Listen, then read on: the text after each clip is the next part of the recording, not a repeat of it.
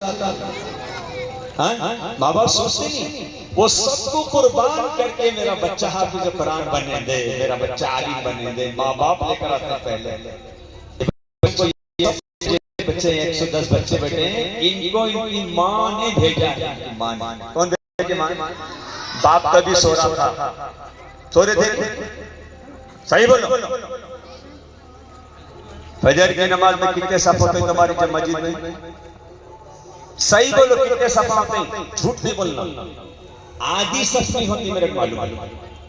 सब सो के पड़े रहते, माँ उठती, बच्चों को भेजती, तैयार करके भेजती। अल्लाह हमारी माओ बहनों को जज़ाए खैर अता फरमाए। मेरी माँ बहनों, तुमने इन बच्चों को ये मंजर दिया है, तब का ये मंजर। सबसे पहले माँ और बाप ने इनको भेजा तो ये मौलवी साहब पढ़ाए, नहीं तो पढ़ाते थे घरा घरा को बच्चा पकड़ के। इन माओं को जज़ाए खैर अता फरमाए जो बहुत ऊपर बैठे हुए। लाइट भी बंद हो गई कितनी है नहीं? अल्लाह उनको जज़ाए खैर अता फरमाए।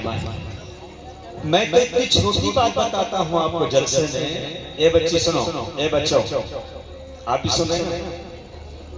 एक आदमी का इंतकाल हुआ, कब्रिस्तान में बैठी वही बात करेंगे। एक आदमी का इंतकाल हुआ, वो आदमी कैसा था? पीवट, लड़ा हो, झगड़े करने वाला, पूरा महिला तंग आ गया था उसको। बुरा आदमी था, क्या बुरा आदमी। अब ले गया को दफन करे तो अल्लाह मियां क्या जन्नत की खिड़की खोलती उसको। फरिश्तों को हुक्म हुआ, खूब अजाब दो, खूब अजाब दो, खूब अजाब दो। अभी मरिया वक्त में इसके घर में इसके घर वाले हमल से थोड़े दिन के बाद बच्चा हुआ, और अब ये बच्चा यतीम है। क्या है भैया? और माँ क्या है? बोलो जी, बेवा। ये बेवा औरत अपने बच्चे को ले जाकर मौलवी साहब के पास जाती है। मौलवी साहब इसको कुरान पढ़ाते। बच्चा मकतब में बैठकर, मकतबे अबरार में बैठकर पहला सबक पढ़ रहा है, बिस्मिल्लाहिर्रहमानिर्रहीम। क्या सबक पढ़ा बच्चा? बोलो तो सही। बिस्मिल्लाहिर्रहमानिर्रहीम। पहला सबक, पहला सबक।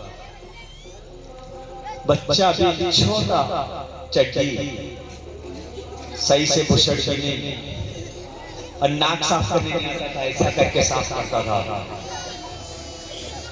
ये जो आज बने हैं, आज फरिश्ते जैसे बने, फरिश्ते जैसे। इनके साथीदार इनके पर कितनी मेहनत करें, नहीं करें? पूरे फरिश्ते दिखे, फरिश्ते। कौन डोरी ये कौन है? या अल्लाह, अभी तो खाना भी खाने का है, तो बैठो इत्मीनान से। क्या पढ़ा था पहला सबक बच्चा? बिस्मिल्लाहिर्रहमानिर्रहीम। उधर उसके बाप के कब्र में पीवट गुनहगार, अल्लाह का खूब हिसाब हो रहा था, खूब अजाब, फरिश्ते टूट रहे थे उसे। अचानक फरिश्तों को अल्लाह ताला हुक्म देते हैं कि ओ फरिश्ते रुको,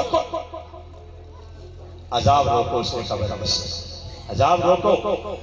फरिश्ते पूछते हैं अल्लाह कौन सी नेकी सामने आ गई, कौन सी नेकी? ताकि नेकी देखना चाहते हैं। कहा अल्लाह बताओ नेकी, हमको नहीं मालूम। अल्लाह ताला फरिश्तों को भेजते हैं, कहाँ भेजते हैं? मकतब में। जो छोटा बच्चा कह रहा है बिस्मिल्लाहिर्रहमानिर्रहीम, अभी तो जबान है उसकी, नहीं आता सही से पढ़ने। उन कह रहा है बिस्मिल्लाहिर्रहमानिर्रहीम। अल्लाह फरिश्तों को कह रहे हैं बच्चा देखो क्या पढ़ रहा, क्या पढ़ रहा बच्चा? बोलो। वो बच्चा अपनी तोतली जबान से ये कह रहा है, ए अल्लाह तू बहुत ज्यादा रहम करने वाला है, ए अल्लाह तू बहुत ज्यादा रहम करने वाला है और बहुत ज्यादा मेहरबान है, बड़ा रहीम, बड़ा मेहरबान है। एक छोटा मासूम बच्चा मुझे ये कहे तू रहमान है, रहीम है, तो मेहरबानी करने वाला है, तो रहम करने वाला है। और उस बच्चे के बाप के कब्र में अज़ाब दो, ये मेरी रहमत और शान करने वाला। एक हमारा बच्चा, एक हमारी बच्ची बिस्मिल्लाहिर्रहमानिर्रहीम पढ़ती है, खबरों के अंदर के अज़ाब को अल्लाह दूर कर देते हैं। बोलो कितने खुशनसीब हैं आप लोग कि तुम्हारे 110 बच्चे और बच्चियां बिस्मिल्लाहिर्रहमानिर्रहीम भी पढ़ रहे हैं और कुरान मजीद की इतनी सारी बच्चियों ने मुकम्मल कर लिया कुरान मजीद। आप लोग कितने खुशनसीब हैं, हमारी माएं और बहनें कितनी खुशनसीब हैं। कोई गांव के अंदर मैंने इतने बच्चे और बच्चियां मकतब में नहीं देखे। मैंने 110। अल्लाह ताला इनके पीछे जितने जो भी मेहनत करने वाले हैं, चाहे हमारे सदर साहब हो, अलहाज अब्दुल वाहिद साहब हो, सदर इमाम और खतीब जामे मस्जिद मरदूर हो, या जनाब शेर अली साहब उनके पीछे, और यहाँ सामने हाफिज उमर साहब और फिर हाफिज इब्राहिम साहब, और ये दोनों की मेहनत इस छोटे गांव से उलमाए किराम, मुफ्तिया निजाम, लाखों इनके पीछे जन्नत में जाने वाले।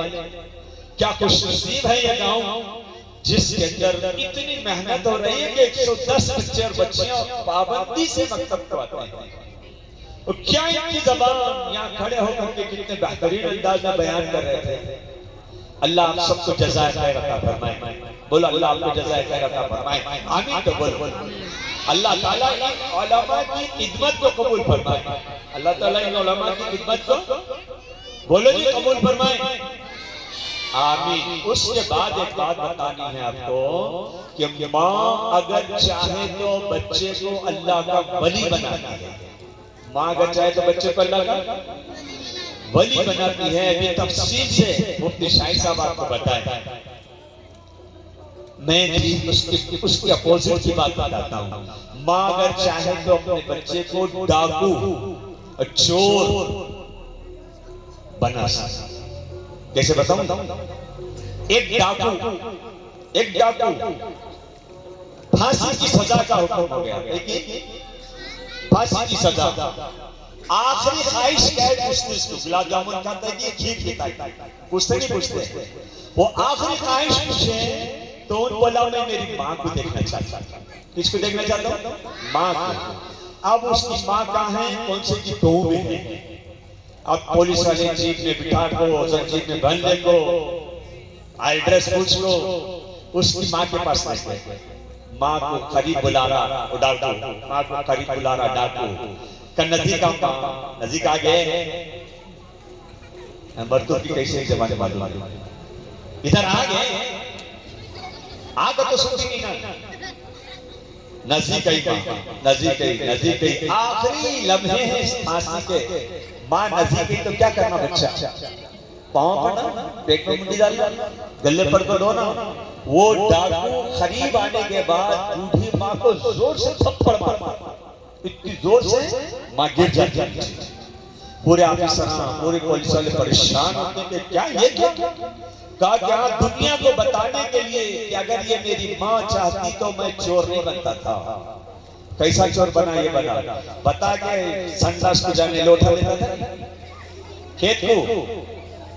आते आते जाते जाते रास्ते में कहते हैं कि मल्ले लगते थे। वहां से आते आते वो मल्ले में से भिंडी तोड़ के तोड़ के फल तोड़ के गन्ने तोड़ के वो लोटे में छुपाने को आता था। माँ उसको धो को पका खिलाती। अगर बच्चा लेकर आता, माँ देखती तो कहती पहले दिन खबरदार, आज के बाद से कभी नहीं लाना है, चोरी है। अगर माँ कहती तो खत्म था मसला। अच्छा करे दिखलाया चला दोपहर भोज पकेंगे भेड़िया। अब ये छोटी चोरी, उसके बाद आगे की चोरी। बाजू घर में से बच्चे के खिलौने चुरा के लाया। चटोला, छोटे छोटे कार ला रखा। अरे दिन उठा के रखेंगे, उन्हें भूले गया तो निकाल के खेल खेलेंगे। उसको चटोले पहले उसको अच्छा सरफ से लगन को धोकर नया चमक वो बाजू घर की औरत है क्या जी आपा तुम्हारा बच्चा हमारा सामान लेकर गया है क्या बोली तेरे आंखें फोड़ूंगी मेरा बच्चा के चोर समझेगा और जान छोड़ मार गया के जब तक एक बार कहीं कहीं तो मेरे आंखें फोड़ दी चली अब और जरा चोर बने उसके बाद बस स्टैंड में से लोगों के बैग भागने को भाग पाने लगे उसके बाद ट्रेन में से औरत का आईरिन निकाल लेने के वास्ते उसका कान काटने लगा औरत की अंगूठी लेने के वास्ते उसकी उंगली काट लगाने लगा इतना बड़ा चोर बना कि अब उसकी फांसी की सजा हो अब वो चोर ये बोला कि अगर मेरी माँ मुझे पहले दिन रोकती तो मैं इतना बड़ा डॉक्टर नहीं बनता था सही है बात है मौलाना हमारे दोस्त शाहिद साहब यही बात बताए कि अपने बच्चों को नारा अपने आप को भी जहन्नम की आग से बचाओ अपनी औलाद को अहले अयाल को भी जहन्नम की आग से बचाओ ये बिल्कुल मासूम है मासूम इनके दिल मासूम तुम्हारे हाथ में है चाहे तो तुम यहूदी बनाओ चाहे तो नसरानी बनाओ कुल्लु मौलूदिन यूलदु अला फितरतिल इस्लाम हर पैदा होने वाला बच्चा बच्ची इस्लाम की फितरत पर पैदा होता है लेकिन उनके माँ बाप को यहूदी नसरानी बनाते हैं माँ अपने हाथ से बच्ची की चोटी डालते वक्त में बीच में से माँ निकालती है तो रसूलुल्लाह की सुन्नत इधर बाजू से जब भी माँ निकालती है तो वो यहूदी और नसरानी की माँ के हाथ उठते ही बच्चा बिस्मिल्लाह पढ़ बैठे उठते खाना खाते ही बच्चा बिस्मिल्लाह पढ़ बैठे बैठ कर पानी पी बैठे बिस्मिल्लाह बोल बैठे ये माँ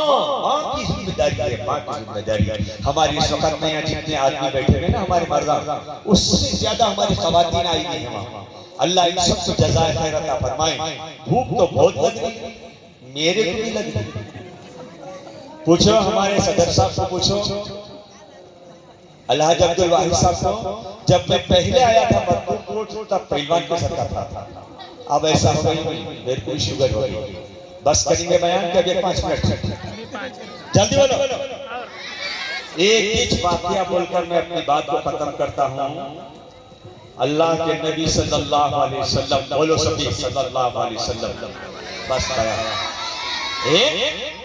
जोर से नहीं अल्लाह के नबी सल्लल्लाहु अलैहि वसल्लम के पीछे एक सहाबी फजर की नमाज में हाजिर होते सलाम फेरते उठ चले जाते दुआ भी नहीं हदीस की तालीम भी सलाम फेरते उठ चले जाते दूर से सहाबा देखे कि रोजाना से